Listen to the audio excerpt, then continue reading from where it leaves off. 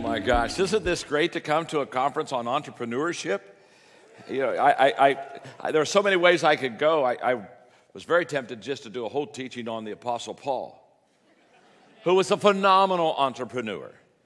And so much of Christianity is a result of this guy who had the ability to just go out and make it happen.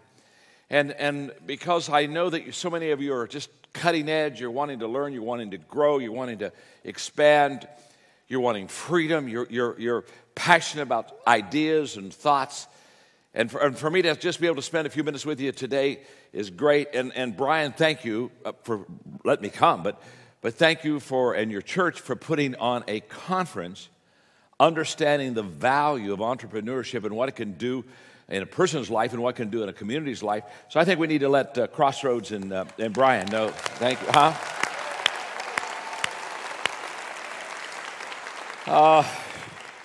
You're all so young. You are all so young. I just have one quick thing, and then we'll get right on entrepreneurship. When you get 65, you become wise. And some of you have so long to wait. I mean, God balances everything out. When you're young, He gives you energy. You just don't have any wisdom. And then you get wisdom, and you don't have any energy. And but I'm going to read something to you. When I turned 65, I really understood life, and I'm going to read this to you because you're going to understand life, because we all have questions about life. In fact, look at the person you're sitting beside and say to them, you're about to understand life. Go ahead and tell them that right now. You're just about to understand life. Okay. Here. Okay. Here we go. On the first day, God created the dog, and God said, sit all day by the door of your house and bark at anybody that comes by. I'm going to give you a lifespan of 20 years. And the dog said, that's too long to be barking. Give me 10 years, I'll give you back the other 10. And God agreed. So on the second day, God created the monkey. God said, entertain people, do monkey tricks, make them laugh. I'm going to give you a lifespan of 20 years. And the monkey said, how boring. Monkey tricks for 20 years? I don't think so. The dog gave you back 10 years. That's what I'll do too, okay? God said, okay. On the third day, God created the cow. God said, you must go out in the field with the farmer all day long, suffer under the sun, have calves, give milk to support the farmer. I'm going to give you a lifespan of 60 years. The cow said, that's kind of a tough life. You want me to live for 60 years? Let me have 20. I'll give you back the other 40. God agreed. And then on the fourth day, God created man. God said, eat, sleep, play, marry, enjoy your life. I'll give you 20 years. Man said, what? Only 20 years? I'll tell you what, I'll take my 20, add the 40 the cow gave you back, the 10 the monkey gave you back, the 10 the dog gave you back. That makes 80. Okay, God said, you've got a deal. So that was why the first 20 years of our lives, we eat, sleep, play, marry, enjoy ourselves. For the next 40 years, we slave in the sun to support our family, trying to be an entrepreneur. For the next 10 years, we do monkey tricks to entertain the grandchildren. For the last 10 years, we sit on the front porch and we bark at everybody that goes by. We just had life explained to you.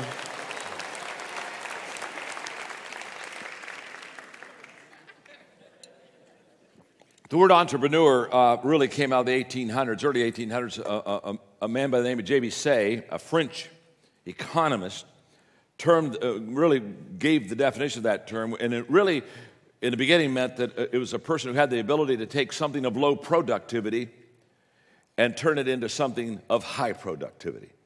And so that's where the term entrepreneur really comes from. And as I talk to you, I want to talk to you about the DNA of an entrepreneur. What does an entrepreneur really look like? And the first thing that's just kind of foundational for the whole teaching is that anybody that's an entrepreneur, any person that kind of says, I wonder if I've got that in me. I mean, I wonder if I could become one. What you have to understand is that entrepreneurs are essentially visualizers and actualizers. And they are both. They're not one or the other. They are both. They have the ability to see opportunity, and they have the ability to seize opportunity. And when a person does that, when they do it well, when they do it often, then they have kind of that entrepreneur sense, that DNA within them. And I want to talk to you about some of that, and I don't know if I'll get through all of it in the time I have, but I'm going to give you a little bit of it, and so let's go. Number one, entrepreneurs are self-starters. And what they do is they see more than others see, which is a leadership trait, but they see before others see. And it's the seeing before others see that makes them so unique, that just allows that person, that entrepreneur, to kind of to stand out. You see, they start early. First is more important to them than fast. Now, entrepreneurs are usually very quick, so they're pretty fast. They're not slow. No one ever really looked at a person and said they're an amazing slow entrepreneur. It just doesn't fit. But they understand, entrepreneurs understand that if you can be either first or fast, you're going to be first. That first wins over fast. I remember having dinner a few years ago in Atlanta with Gail Devers, who is the most decorated Olympic track athlete, lady athlete ever. Literally won Olympic medals in 3 different Olympics. And when we were having dinner that night with her and her husband, she was really training for the next Olympics, and she was running time trials against girls that were young enough to be her daughter. And so we're having a great dinner, and we were talking a lot about leadership, and she reads a lot of my stuff. And so toward the end of the dinner, I said, Gail, I've been thinking about this all dinner, and I hesitate bringing it up to you because I know what a great track athlete you are, but I just have to, if you don't mind. I just think that I've just been thinking about this. I just want to kind of express this to you. I think if you and I ran a 100-yard dash, I could win. And she looked at me and said, what do you mean? I said, well, what I mean is I think if you and I ran a 100-yard dash, I could win. And she looked at her husband and she said, did you hear what he said? And then she looked at my body. I mean, the Pillsbury Doughboy. I mean, she's looking at me and she said, oh my God, and I can tell that now the competitive nature of this lady, I mean, you can see she's about ready to take off her heels, put me out on the block out in front of the restaurant, and about ready to run a block with me. I can tell, I wait till she gets right to the edge. I mean, I worked her, and I got her just right there. And I said, Gail, I really have been thinking about this a while, and now that I've said it, I've gained confidence. I'm certain, without any question, that I could beat you in a 100-yard dash if you give me an 80-yard head start. And as soon as I said, if you give me an 80-yard head start, of course, she did what she did. She just laughed. Well, yeah, of course, 80-yard, yeah, of course, if you give me an 80-yard head start. And I said, that's absolutely. Now, I want to just say this about the 80 yards. The reason I thought the whole meal before I brought it up to her is I, honest to God, I really wanted to say 70. But I wasn't certain.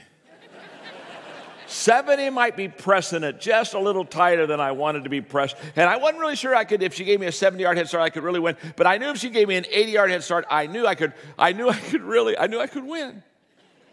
And here's what I'm telling you. First beats fast. Always has. I can promise you that if you can be the first to help a person, they'll remember that help more than they remember the help of the second, the third, the fourth, the fifth, or the sixth. There's something beautiful about first that sets a person apart, and that's why entrepreneurs do so well, because they see it before others see it. And when you see it before others see it, you have a huge advantage. If you're in a room and people are talking about ideas, and you're the last to catch on, let me just share with you, my name's John, I'm your friend. You are not the leader of the pack. And you certainly aren't going to be the entrepreneur. And it's not and what is beautiful about the entrepreneur, they not only see it quickly, but they also have that ability to seize it. Visualize, actualize. You know, everybody, when you take a shower, we all get an idea. We do two things in the shower. We sing and we get ideas. Hopefully wash a little bit, but we do sing and get ideas. And it's not the idea you get in the shower that counts. It's what you do with it after you dry off. And entrepreneurs are actualizers. They not only can see the idea, but they absolutely understand the value of actualizing it and putting it into practice. And they don't need an alarm clock. They don't need an alarm clock. They are self-motivated. People ask me all the time, they say, well, John, you know, who motivates you? And I say, I motivate me. I'm the best motivator I know. I know me. I know how to motivate me. And entrepreneurs, they have that sense of motivation and urgency, and they just go for it. They're fast. They're out of the block fast. Okay, secondly, entrepreneurs, they work harder than others. In fact, what I admire about entrepreneurs is that they give up their 8-hour-a-day job so they can work 16 hours a day. That's what I love about an entrepreneur. They can hardly wait to get rid of that 8-hour. I got to go to work at that time and stay in that box and live inside of that fence and play in that yard. They just love giving that 8-hour job up so that they can have a 16-hour job. But what they're wanting is they're wanting freedom.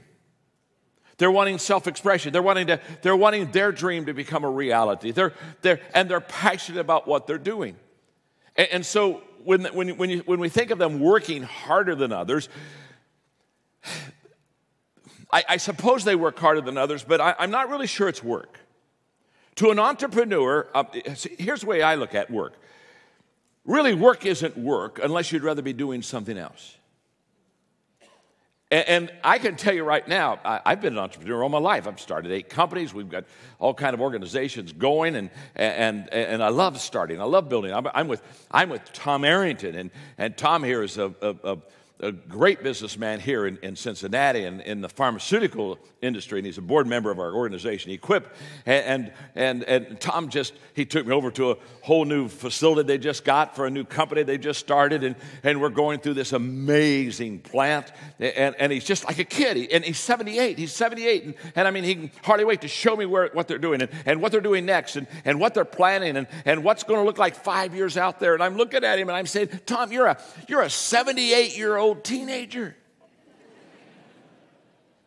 But that's an entrepreneur. My father will be 94 in November.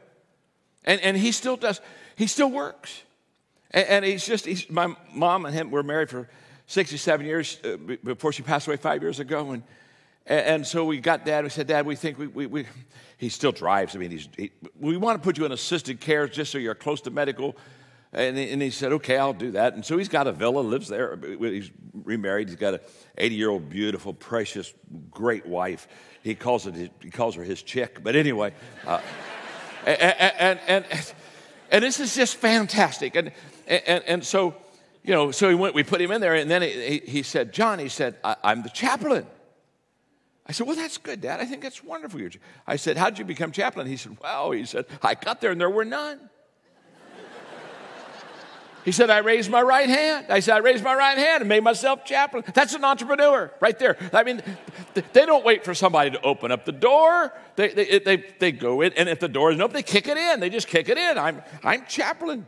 And then he said, but, you know, about a year later, we're talking about how it's going. He started a Sunday morning service. They gave him a room and filled that up. And started another service. They filled that up. Then he did a night service. They got that one full now. And so he's sitting. He said, John, talk to me. He said, we're full. We're maxed out. We're maxed out. And he said, I don't know. I don't know what to do. I don't know what to do. He said, I'm looking into satellite right now. What do you think about satellite? I'm thinking about satellite. He's 93 and he's looking into satellite. It's beautiful. It's beautiful. And an entrepreneur, I don't think they're a workaholic. They work hard, I think, but because they love what they do and they're so passionate what they do, I don't think they're a workaholic. I think they're a workaholic. And I just think that they love what they do and they do what they love. I mean, people ask me all the time, I'm 68. They say, John, now when are you retiring? I said, I'm not retiring. Well, why not? Because I don't want to. Well, do you have to work? No, I don't have to work. I'm okay. I've got 2 homes. Financially, I'm all right. Sold 25 million books. Do the math.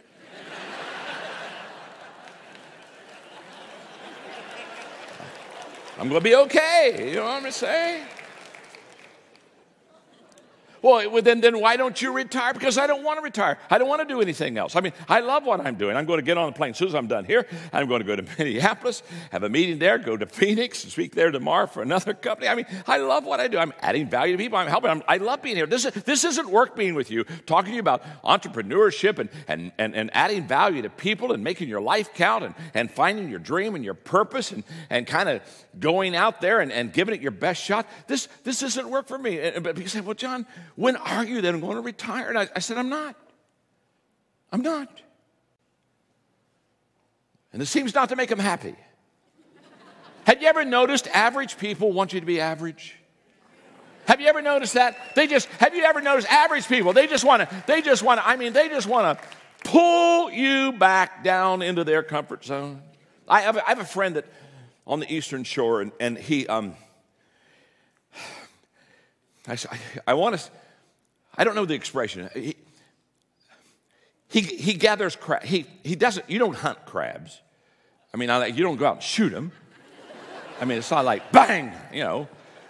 But he gathers crabs. He gathers crabs. Okay, that's what he does. He gathers crabs, and he's got a basket, and he gets a crab, he puts it in, and he said, John, when you put 2 crabs in a basket, he said, you don't need a lid on it anymore. I said, what do you mean you don't need a lid? I said, those crabs, they got claws, they could crawl right out. He said, no, you don't understand. When you put 2 crabs in a basket, one crab won't let the other crab crawl out. He'll reach up and pull them right back down. I said, my gosh, they must be Christians. My gosh, kumbaya, baby, kumbaya. Come on back down, come on back down. So people say, John, when are you going to retire? And so I got an answer. I have an answer because it's happy. I mean, because now when you say you got an answer, well, I know when I'm going to retire. Then they say, oh, good, you are retiring. Yes. When I die, I am retiring. I'm honest to God, I'm telling you right now, going on record. When I die, I am not writing any more books. And I'm not, and Brian, I'm not coming over to speak for you again. I'm done. When I'm dead, I'm dead. But I'm going to tell you what, I'm not going to get death and life confused. I know a whole bunch of people, they're already dead. They just haven't made it official yet. And there's something beautiful about the spirit of an entrepreneur. There's something beautiful about that person who just they're going to live and they're going to live and they're going to love their life. I graduated from Circleville High School, so I grew up a Buckeye at Circleville High, and I just went there. It's just 90 miles up the pike here, and I went to my 50th high school reunion, and I am here to tell you there were a bunch of old people there. And Margaret and I brought Margaret out on the porch, and I said, I got to do a little self-talk before I go back in there. I was going in there, and they were all wanting to talk about retirement, and I started segmenting them. I mean, it was a reception, and there were the pill people, and they just want to talk about whatever pills they were taking, and I thought, dear God, don't want to get around the pill people.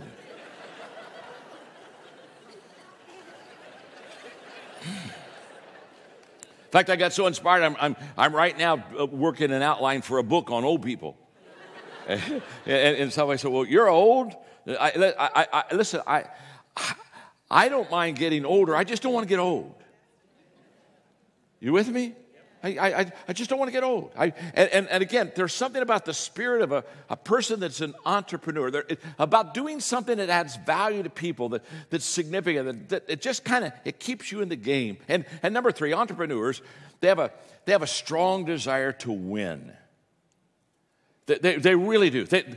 Entrepreneurs like to win. I've never seen an entrepreneur that just was a good loser. It's not in who they are. I remember when I went back, I played ball in college, and I remember when I went back for 5 years after college to a homecoming alumni kind of a deal, and literally they said, okay, let the alumni play the current team, and that's just not a good idea. And so we were kind of warming up, and I looked over and these kids were quick and fast and in condition, and I just said, man, if I'm going to win tonight, I'm going to have to pull out some extra stuff besides giftedness and talent. And I was guarding some kid. I mean, he was just fast. And he was faster than me. And I thought, how am I going to do this? I mean, and the first time he went by me, he was by me, and so I tripped him. and it was beautiful. It was just beautiful. He just fell flat. And he got at me, he kind of very irritated, looked at me, and he said, yeah, that was on purpose. I said, of course it was. You were going by me. I mean, how else am I going to stop you? I don't have the gift to keep up with you. I got to do something. You know, in basketball, they give you 5 fouls. Make them count. Listen, a little foul, that's one, and that's one. And I mean, came down the next time, went up for a jump shot. I just thought, I'll go for his eyes this time,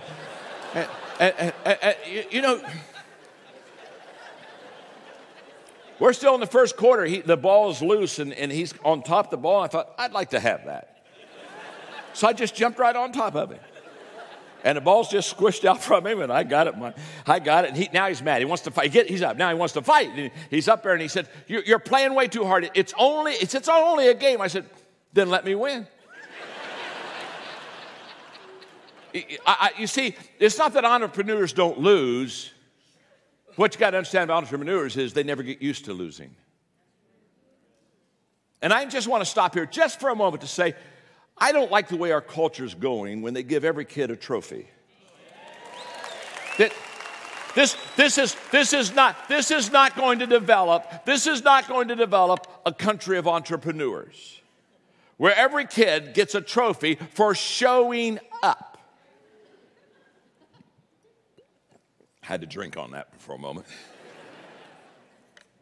I don't see how that is ever going to help us, and how that when we begin to do this, it just gets such an entitlement to people. I just don't think it's good. And entrepreneurs, they not only like to win, but they keep score. Entrepreneurs keep score. They and again, I love people. It's just a game, or well, let's not keep score. Then what are we playing for? In my book, The Law of Teamwork, I talk about the law of the scoreboard, and the law of the scoreboard says the team can make adjustments when it knows where it stands. And one of the traits of an entrepreneur is the fact that they're able to adjust fast, and they adjust fast because they're constantly keeping score. Number 4, and this trait of an entrepreneur is one I think that's not a good one. And so we just kind of take it for a moment and look at it, because I don't think it helps us, but I think it's very common, and that is many entrepreneurs, they almost never follow, and they seldom lead. In other words, they have such a bias for action. Following means waiting. And entrepreneurs don't like to wait. And leading means patience, because what leaders have to do is they have to wait for everyone else to come along. And so because they have a bias for action, so many times they seldom take enough time to build a good team with them. And so what happens is they're really good, they're really gifted, they're passionate, they love what they do, so they're out there and they're grabbing hold of their job and they're kind of making things happen. But because they're not following for sure, and because they don't have the patience to lead, they don't build a team. And of course, that's just a nightmare for an entrepreneur, because what that means is you can get it going, but you can't keep it going. And in fact, my definition of a nightmare is a person who has a big dream and a bad team. When you got a bad team, you're in trouble. You understand that. You see, an entrepreneur, their tendency is to say, well, if you can believe it, you can achieve it. By the way, that's not true. Okay, are we okay there? I'm a motivational teacher, but I'm not a motivational speaker. A motivational speaker makes you feel good, but the next day you're not sure why. You're just going around saying, woo! I feel good. Woo, I feel good. A little James Brown going on. But you're not sure. But a motivational teacher, they make you feel good, but the next day you know why. And let me just say this, because this is very essential in this area of training, equipping, and developing people and bringing them together. That you've got to have a team with you. You've got to bring them along. You've got to have some patience with you, and you've got to say, okay, it's going to take a little time. We're going to pull this together. We're going to make this happen. Okay, number 5. You're doing so good. Okay, before I give you 5, are you learning something? Okay, look at the person you're sitting beside and say, I'm learning something. Go ahead and tell them, I'm learning something. I'm learning something. Okay. Look right back at them and say, not enough yet. Okay.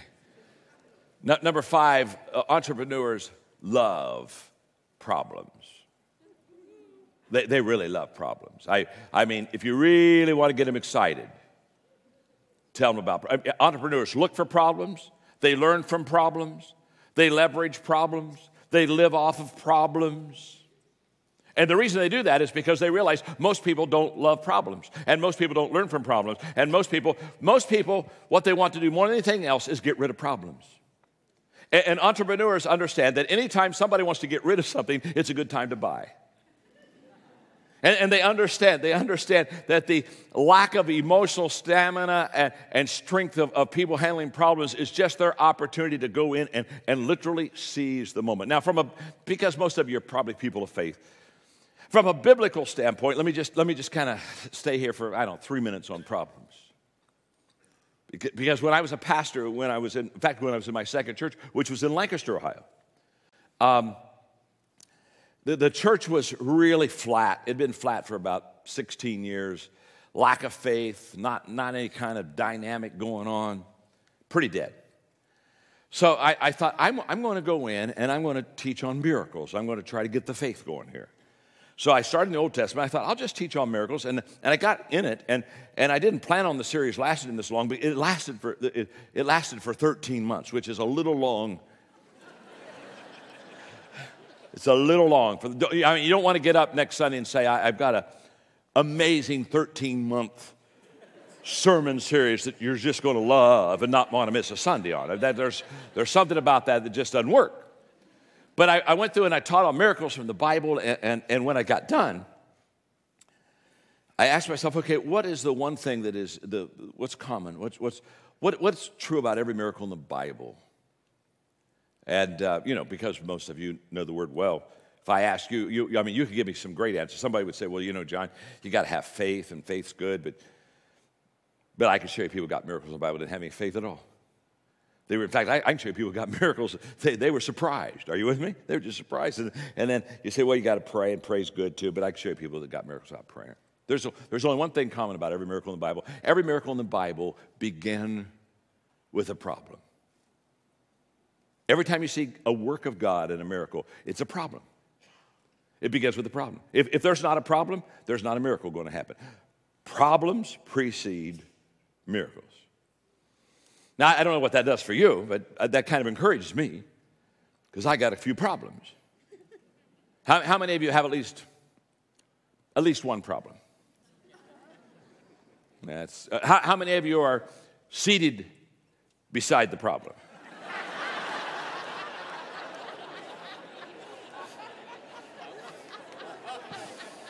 Now, you that just raised your hands, you truly do have a problem now. You just got a problem, okay? Now, but in the Bible, if you have a problem, it's a good thing because it precedes a miracle. And I guess if you have a little problem, you get a little miracle, and you got a medium-sized problem, you got a medium-sized miracle, and you got a big problem, you get a big miracle. I don't know. Maybe when I finish with my session, maybe I'll do an invitation, and I'll ask for people to come forward who have no problems, and I'll lay hands on you, and I'll say, God, give them a problem. Because you can't have a miracle without a problem, huh?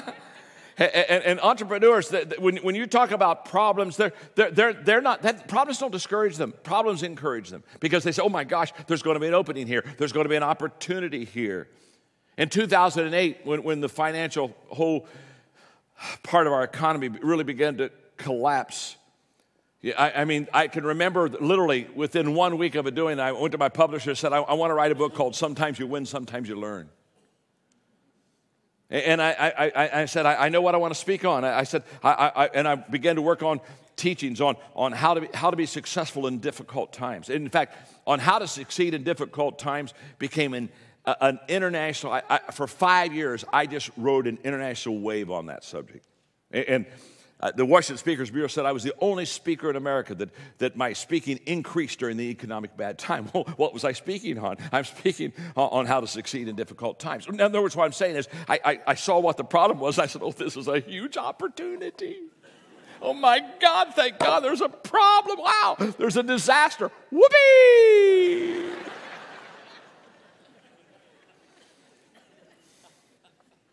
Number 6, another thing about an entrepreneur is they want to prove something to themselves.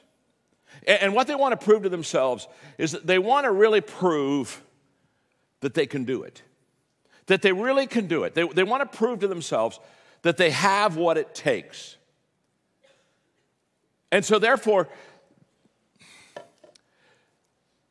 they're going to have what I call a true sense of confidence. A true sense of confidence isn't when people believe in you or say good things about you. A true sense of confidence is when you have gone out and you have proven to yourself that you can do it.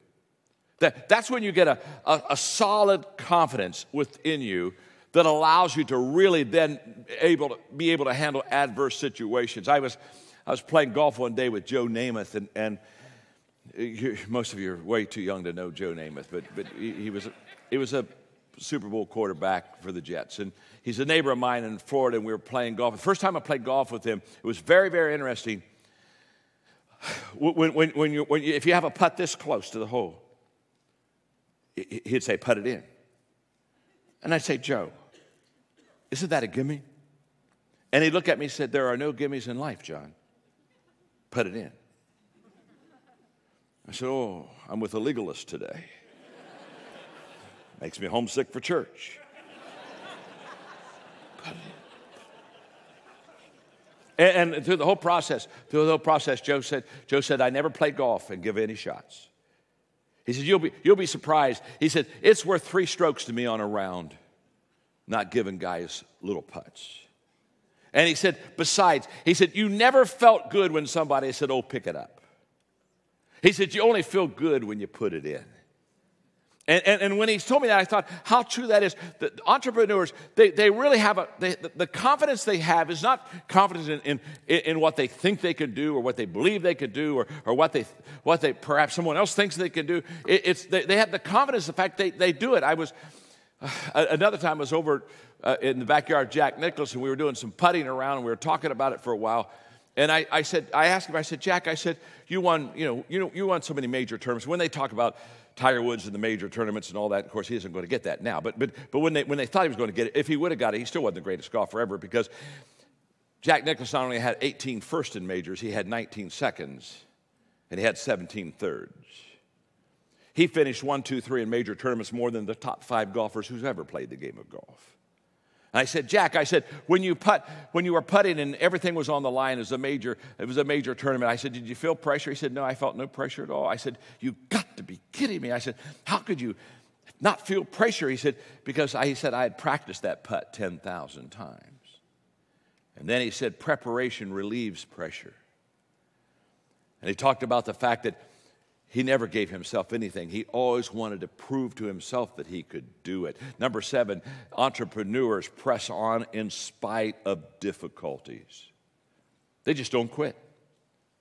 They just have a tenacity about them that they're going to show up. They're going to be there. They're going to do it. I was talking recently, and somebody asked me, we were talking about speaking and communicating, which is something I love to teach on, and I shared with them that I've spoken 12,000 times, over 12,000 times. And I've only missed, in 12,000 times, I've only missed 5 speaking engagements ever. And that's a pretty good record. Now, what you have to understand is there were times when I wasn't well when I spoke. You follow me? In Asia, I literally had them lead me on and sit me on a chair because I had for 3 days while I was teaching throughout Asia, vertigo so bad that I just kind of had to hold on while I taught. And when I broke my leg, I remember that they had to put a thing up so I could lay it up there while I spoke 2 days later. And when I pulled my back out in a racquetball tournament, Margaret had to go with me to Pennsylvania to help dress me to get me up, and I had to sit on the stool to teach. But what I'm saying is I didn't miss any of those appointments. Now this is very simple. You say, well, what happens when you get sick? Oh, you get sick. We all get sick. I mean, I got sick. You get sick. Don't we all get sick? But you just don't give in. An entrepreneur has this amazing sense about them that regardless of how bad they feel, they just show up. They just show up. You can just count on them. They're going to be there. They're going to be there. When I was pastoring, I had a youth guy that just was gifted and talented, but I noticed throughout the first year, about one Sunday a month, he just missed. And I don't know, but that's like 25% of the time. And I thought, that just that's not what I want. So after the first year, we're kind of doing our year-end review, and I said, Dan, buddy, you missed about one Sunday a month. And he said, yeah. He said, it's a tough year on me physically. I wasn't feeling very well. He said, I just sometimes get sick and can't show up. Well, I said, I understand that. I understand getting sick. And I said, I'm going to help you.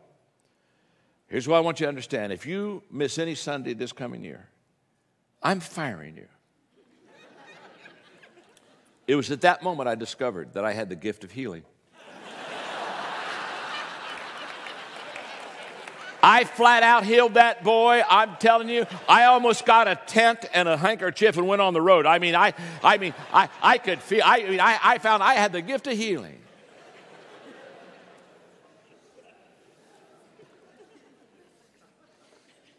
And why are entrepreneurs always showing up? It's because they love what they're doing. They're so passionate about what they're doing. They can't imagine not doing it. They can't imagine not being there. They can't imagine not making it happen. Number 8, entrepreneurs, they value opportunity more than security.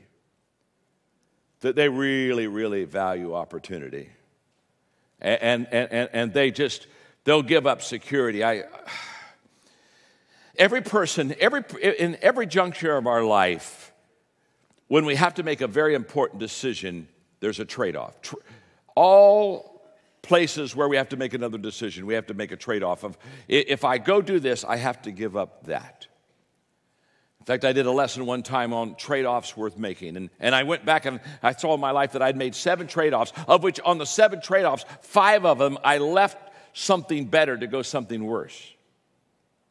I went and made less money, but the reason that I made the trade-off is because the opportunity was greater where I was going, and I always felt that if the opportunity is greater where I'm going, all the other stuff will begin to come around, and that's really true. And I just because I'm just got 2 minutes and 41 seconds, I want to give you one more, okay? And this isn't the point, but entrepreneurs do finish. And so I've got to give you this last point. Besides, melancholics will be mad if I don't. Entrepreneurs, number 9, they stay creative when others quit. When everybody else is giving up, they're getting creative. And the reason that they're getting creative is, here's what entrepreneurs believe, and this is huge. Entrepreneurs believe that there is always an answer. They believe there's always an answer. And they just don't believe that there's such a thing as a dead-end street. They don't believe that we've exhausted all possibilities. And they're just passionate about it. I can remember in my second church, I hired a wonderful assistant, Barbara, and so I asked her one day to get a phone number for me, and about 5 minutes later she came in and she said, John, she said, I can't find it. I said, well, it's okay, Barbara. I said, grab a chair and sit beside me. So she sat beside me, and I started dialing and doing 411 and all that stuff. And she said, what are you doing? I said, well, I'm getting the number you couldn't find. And she said, oh, no, well, I'm so sorry. She said, well, let me try again. I said, no, you already gave up. So you're going to sit beside me, and you're going to watch me get the number that I asked you to get for me. 45 minutes later, I got the number. Wrote it on a piece of paper, handed it to her, said, now, Barbara, go back on in the office, then come back in and hand me the number. And Barbara, we'll never have this discussion again. Never, ever, ever come to me and say, it can't be done. Entrepreneurs bring home the bacon. They don't belch out the bologna. They absolutely are so convinced that what they're believing, what they're thinking, what they're dreaming, what they're hoping for is so big, that they will find that answer. I have 18 seconds. The most important book I've ever written comes out on October 6th. Excuse me. I'm being an entrepreneur right now. Thank you very much. Thank you very much. It's called Intentional Living. And we do a 7-day experiment that is absolutely free. And I'm going to tell you how to do it right now. You got to go to getintentional.com. Did I say that right, Mark? Getintentionalnow.com. Go get it, and you'll start the 7. It's a free experiment, which will take you into a 30-day journey. And the whole thesis of the book is that you cannot live a significant life unless you are intentional. And significance isn't how old you are, how much money you have, what position you have, what kind of opportunity is before you, or how lucky you become. Intentionality is the pathway to all significance. And when a person wants to make a difference, they can make a difference whether they're a teenager or whether they're an old person. It's the intentional thinking. And I talk about my life of intentional living and teach people how to do that. And you'll want to get it, and it'll help you very much. And you've been a very beautiful audience. And I'm out of time. Thank you very much. God bless.